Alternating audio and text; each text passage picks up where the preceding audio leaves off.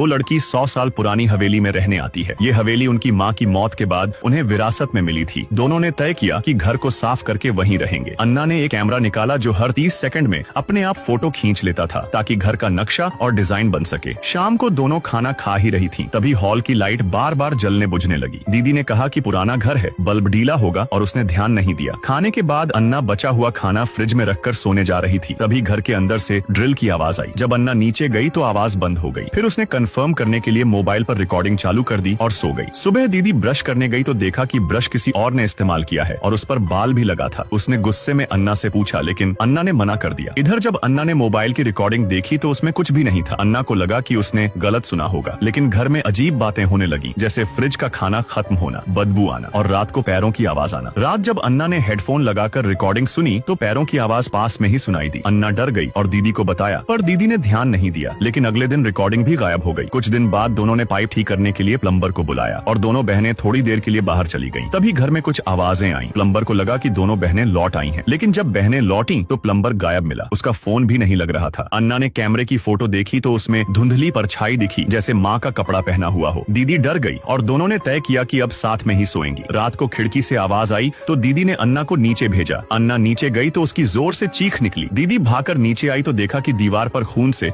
उनके नाम लिखे हैं। दोनों डरकर भागी और पुलिस बुला ली, लेकिन पुलिस को कोई सबूत नहीं मिला। उन्होंने सिर्फ गश्त बढ़ाने का वादा किया। दीदी ने कहा कि अब हमें खुद सबूत खोजना होगा, इसलिए हॉल में कैमरा लगा देते हैं ताकि हर हरकत रिकॉर्ड हो सके। अगली दिन अन्ना ने घर का पुराना नक्शा ढूंढा। उसमें पता चला कि हवेली के भीतर अलमारी के पीछे एक छुपा हुआ रास्ता बना हुआ है। यह देखकर दोनों हैरान रह गईं। दोनों ने हिम्मत जुटाई और अलमारी को तोड़ डाला। अंदर एक लंबी अंधेरी सुरंग मिली। उस सुरंग में बिखरा हुआ कचरा और एक बिस्तर रखा था। यह साफ हो गया कि कोई अजनबी लंबे समय से वहीं छुपकर रह रहा था और शायद वहीं उन्हें परेशान कर रहा था। सोफे के पीछे से एक और सुरंग मिली। दीदी उसमें गई और वहाँ माँ का कपड़ा और पुरानी पेंटिंग देखी, लेकिन सुरंग में एक छेद भी था जहाँ से उनका बेडरूम साफ दिखाई देता था, यानी कोई उन्हें दिन रात देख रहा था। दीदी लौटने लगी तो उसे प्लम्बर की लाश मिली। आगे की स्टोरी और भी ज्यादा इंटरेस्टिंग है। कमेंट करो, पार्ट 2 वीडियो मिल जाएगी।